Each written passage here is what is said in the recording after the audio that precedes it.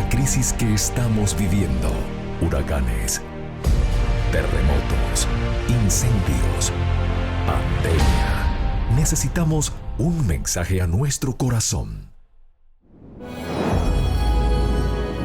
Ministerio al pequeño rebaño.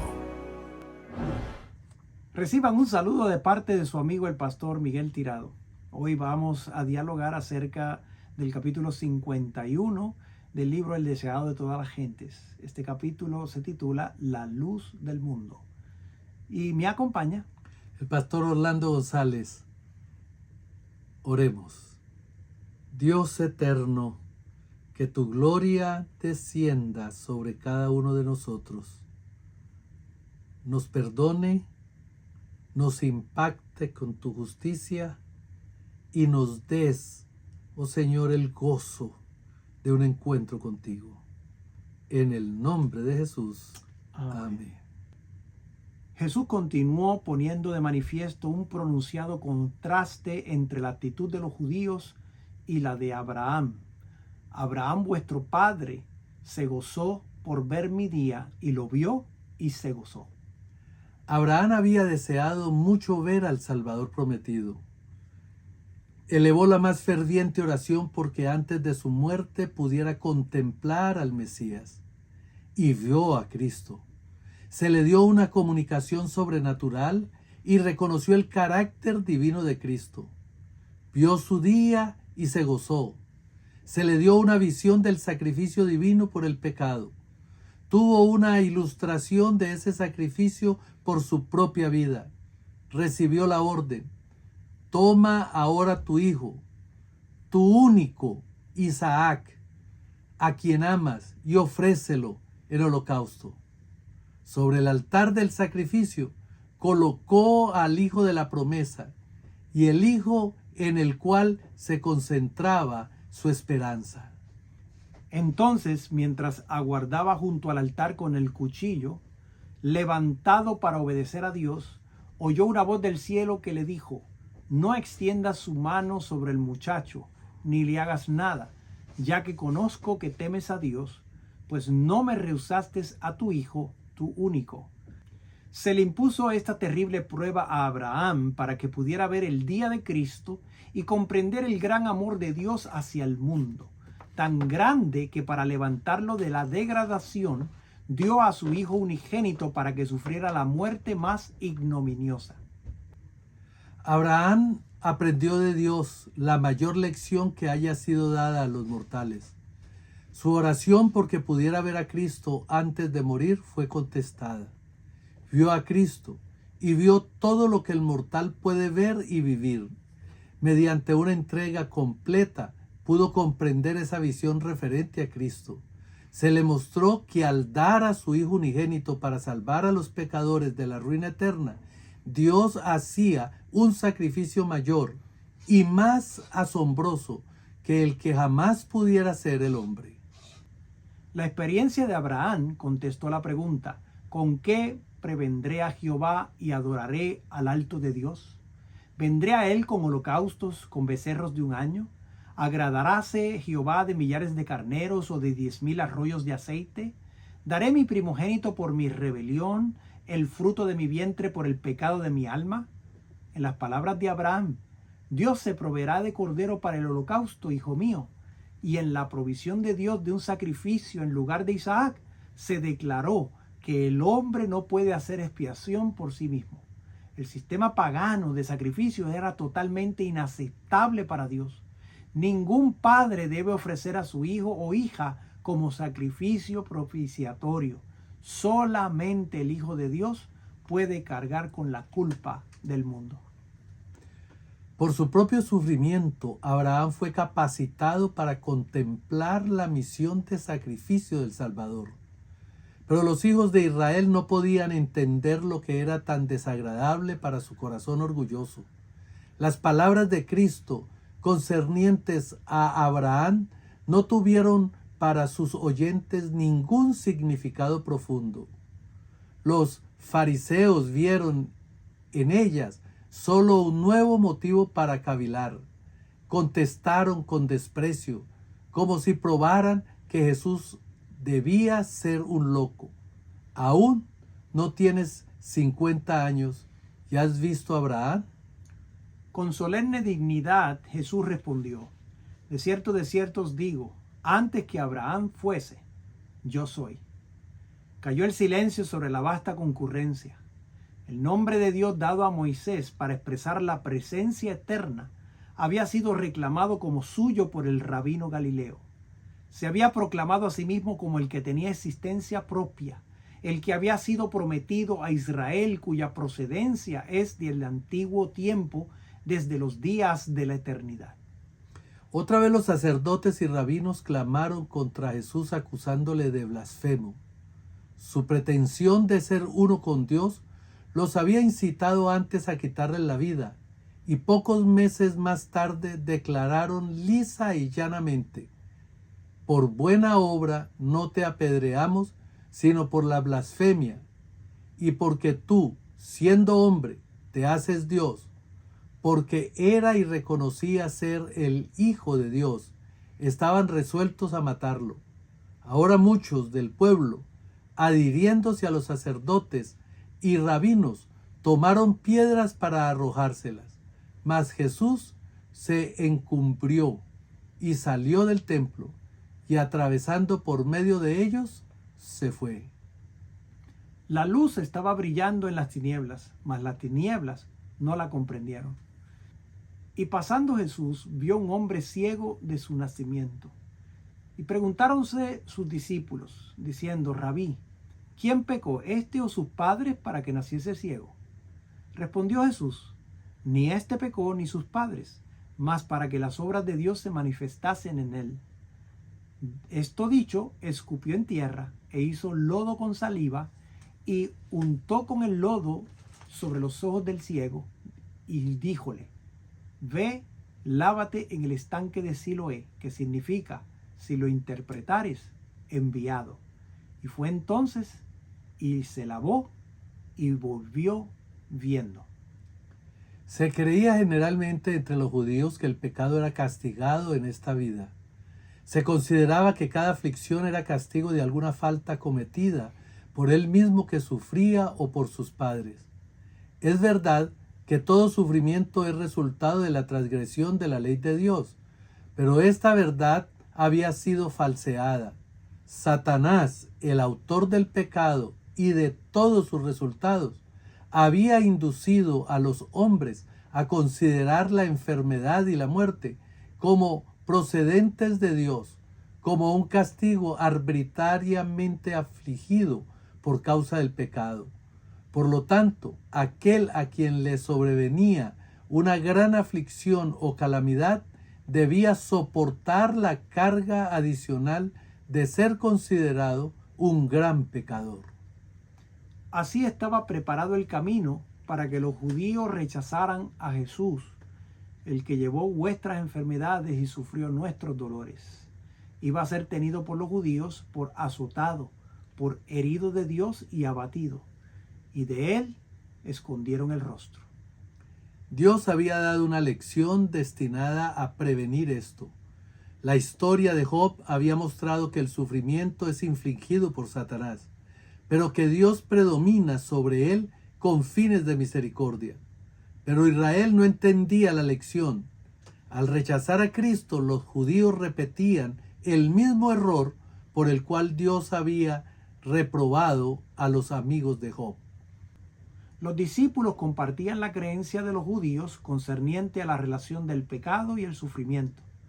Al corregir Jesús el error, no explicó la causa de la aflicción del hombre, sino que les dijo cuál sería el resultado. Por causa de ello se manifestarían las obras de Dios. Entre tanto que estuviera en el mundo, dijo él, luz soy del mundo. Entonces, habiendo untado los ojos del ciego, lo envió a lavarse en el estanque de Siloé, y el hombre recibió la vista.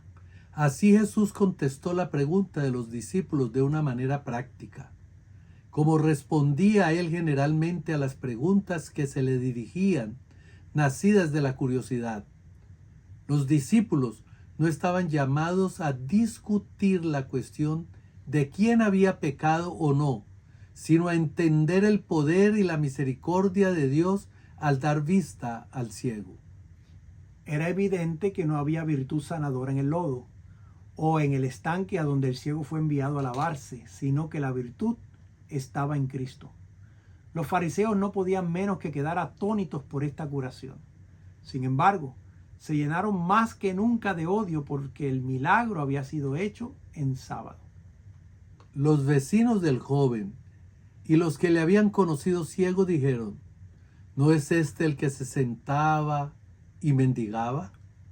Le miraban con duda, pues sus ojos estaban abiertos, su semblante cambiado y alegre, parecía ser otro hombre. La pregunta pasaba de uno a otro. Algunos decían: este es, otros: a él se parece. Pero el que había recibido la gran bendición decidió la cuestión diciendo: yo soy. Entonces les habló de Jesús y de la manera en que él había sido sanado. Y ellos le preguntaron: ¿dónde está aquel? Él dijo: no sé. Entonces lo llevaron ante el concilio de los fariseos. Nuevamente se le preguntó al hombre cómo había recibido la vista. Y él les dijo: púsome lodo sobre los ojos y me lavé y veo. Entonces unos fariseos decían: este hombre no es de Dios, que no guarda el sábado. Los fariseos esperaban hacer aparecer a Jesús como pecador y que por lo tanto no era el Mesías. No sabían que el que había sanado al ciego había hecho el sábado y conocía todas sus obligaciones. Aparentaban tener admirable celo por la observancia del día de reposo, pero en ese mismo día estaban planeando un homicidio. Sin embargo, al enterarse de este milagro, muchos quedaron muy impresionados y convencidos de que aquel que había abierto los ojos del ciego era más que un hombre común. En respuesta al cargo de que Jesús era pecador porque no guardaba el sábado, dijeron: ¿cómo puede un hombre pecador hacer estas señales? Los rabinos volvieron a dirigirse al ciego. ¿Tú qué dices del que te abrió los ojos? Y él dijo que es profeta. Los fariseos aseguraron entonces que no había nacido ciego ni recibido la vista. Llamaron a sus padres y le preguntaron diciendo: ¿es este vuestro hijo, el que vosotros decís que nació ciego? Allí estaba el hombre mismo declarando que había sido ciego y que se le había dado la vista.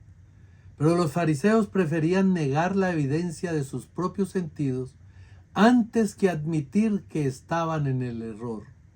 Tan poderoso es el prejuicio, tan torcida es la justicia farisaica.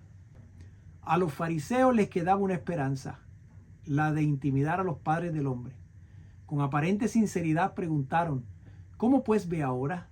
Los padres temieron comprometerse, porque se había declarado que cualquiera que reconociese a Jesús como el Cristo fuese echado de la sinagoga, es decir, excluido de la sinagoga por 30 días.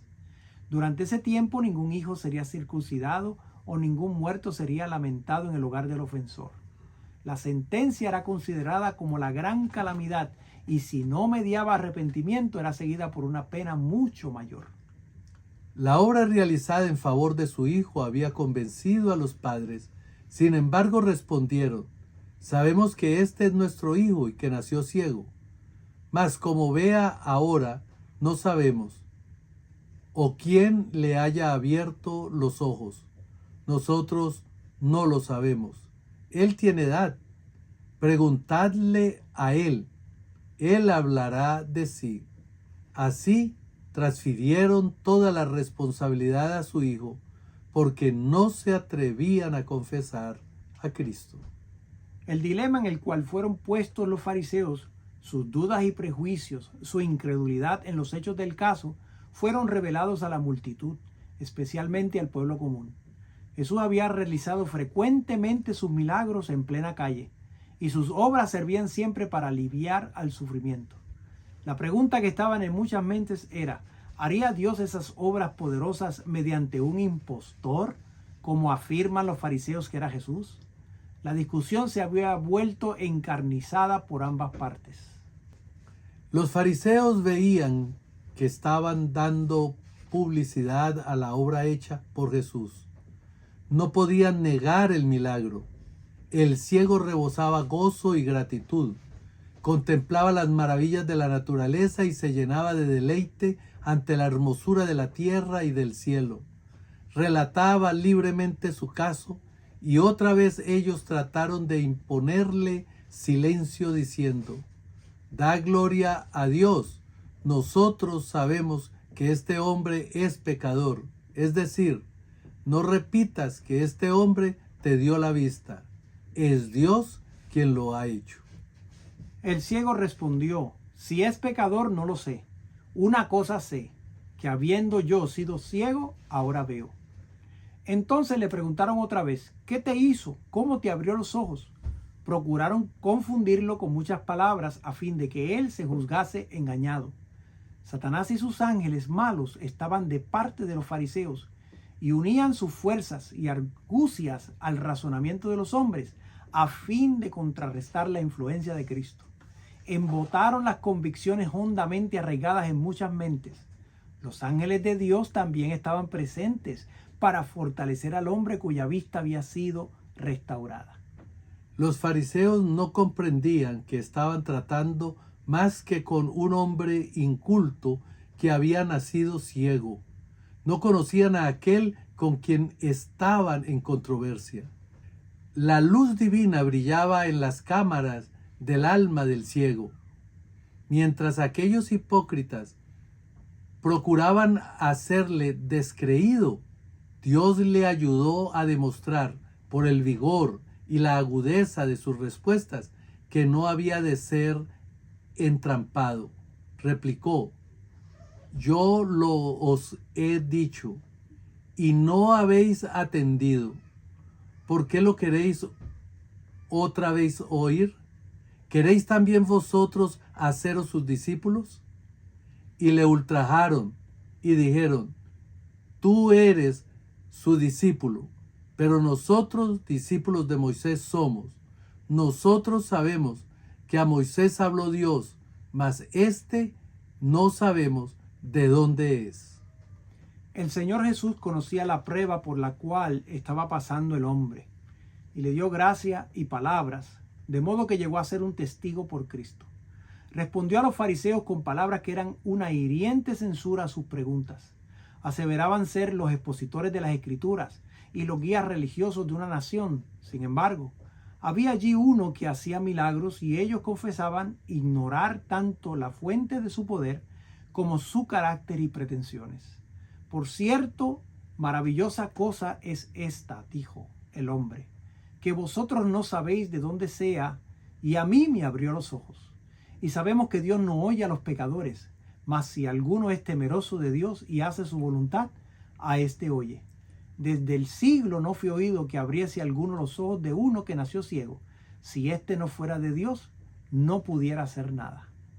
El hombre había hecho frente a sus inquisidores en su propio terreno. Su razonamiento era incontestable. Los fariseos estaban atónitos y enmudecieron, hechizados ante sus palabras penetrantes y resueltas. Durante un breve momento guardaron silencio. Luego, esos ceñudos sacerdotes y rabinos recogieron sus mantos, como si hubiesen temido contaminarse por el trato con él, sacudieron el polvo de sus pies y lanzaron denuncias contra él. En pecado eres nacido todo, y tú nos enseñas. Y le excomulgaron. Jesús se enteró de lo hecho y hallándolo poco después le dijo: ¿crees tú en el Hijo de Dios? Por primera vez el ciego miraba el rostro de aquel que le sanara. Delante del concilio había visto a sus padres turbados y perplejos. Había mirado los ceñudos rostros de los rabinos. Ahora sus ojos descansaban en el amoroso y pacífico semblante de Jesús. Antes de eso, a gran costo para él, le había reconocido como delegado del poder divino. Ahora se le concedió una revelación mayor. La pregunta del Salvador: ¿crees tú en el Hijo de Dios? El ciego respondió: ¿quién es Señor para que crea en él? Y Jesús dijo, y le has visto, y el que hablaba contigo, él es. El hombre se arrojó a los pies del Salvador para adorarle. No solamente había recibido la vista natural, sino que había sido abiertos los ojos de su entendimiento. Cristo había sido revelado a su alma y le recibió como el enviado de Dios. Había un grupo de fariseos reunidos cerca y al verlos trajo a la mente de Jesús el contraste que siempre se manifestaba en el efecto de sus obras y palabras. Dijo, yo para juicio he venido a este mundo, para que los que no ven vean y los que ven sean cegados. Cristo había venido para abrir los ojos de ciegos, para dar luz a los que moran en tinieblas. Había declarado ser la luz del mundo y el milagro que acababa de realizar era un testimonio de su misión. El pueblo que contempló al Salvador en su venida fue favorecido con una manifestación más abundante de la presencia divina que la que el mundo jamás haya gozado antes. El conocimiento de Dios fue revelado más perfectamente, pero por esta misma revelación los hombres fueron juzgados, su carácter fue probado y determinado su destino. La manifestación del poder divino que le había dado el ciego, vista natural tanto como espiritual, había sumido a los fariseos en tinieblas más profundas. Algunos de sus oyentes, al sentir que las palabras de Cristo se aplicaban a ellos, preguntaron, ¿somos nosotros también ciegos? Jesús respondió, si fuerais ciegos, no tuvieras pecado. Si Dios hubiese hecho imposible para vosotros ver la verdad, vuestra ignorancia no implicaría culpa. Mas ahora decís, vemos, os creéis capaces de ver y rechazáis el único medio por el cual podríais recibir la vista.